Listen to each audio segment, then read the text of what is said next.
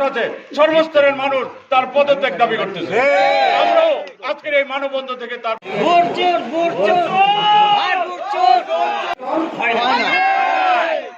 এবং যারা নির্বাচিত হয়েছে ইতিমধ্যে জনগণের পক্ষ থেকে দাবি, প্রশাসনের কাছে দাবি। প্রিয় এলাকাবাসী, আপনারা জানেন তার এই স্বৈরা শাসনের কারণে শিকার হয় না মানুষ। এই পর্যায়ে হাসিনার ভোট টাকার ফল আমরা কি জনগণের সেবাটা করে খালি তালিকা নিয়ে ঘুরছে। সরকারের বিনা ভোটে নির্বাচিত চেয়ারম্যান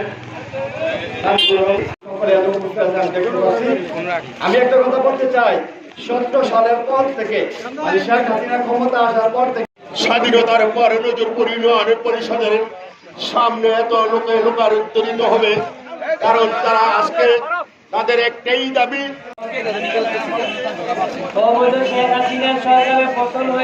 কিছু কথা বলেন যে আমি অবগত আছেন এই বাংলাদেশ অবৈধ সরকারের পতন হয়েছে। আমরা একটা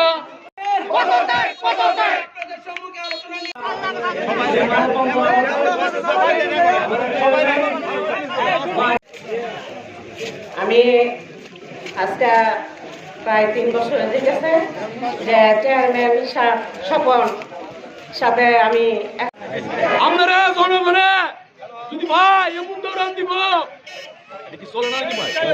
আমরা কাপড় করেছি সকল চেয়ারম্যানের বিরুদ্ধে, শেখ হাসিনার বিরুদ্ধে। আমি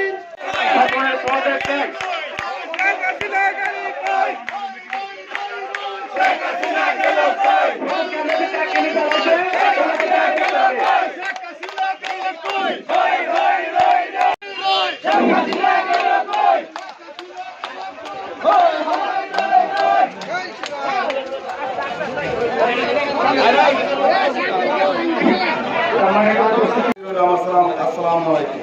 আসলে এই অবৈধ সরকারকালীন যে সমস্ত নির্বাচিত চেয়ারম্যান সাইফুল হক হয়েছে তা আমরা আসলে এই প্রতিবাদে আজকে আমরা অংশগ্রহণ করেছি। সে অবৈধভাবে ক্ষমতায় আসছে।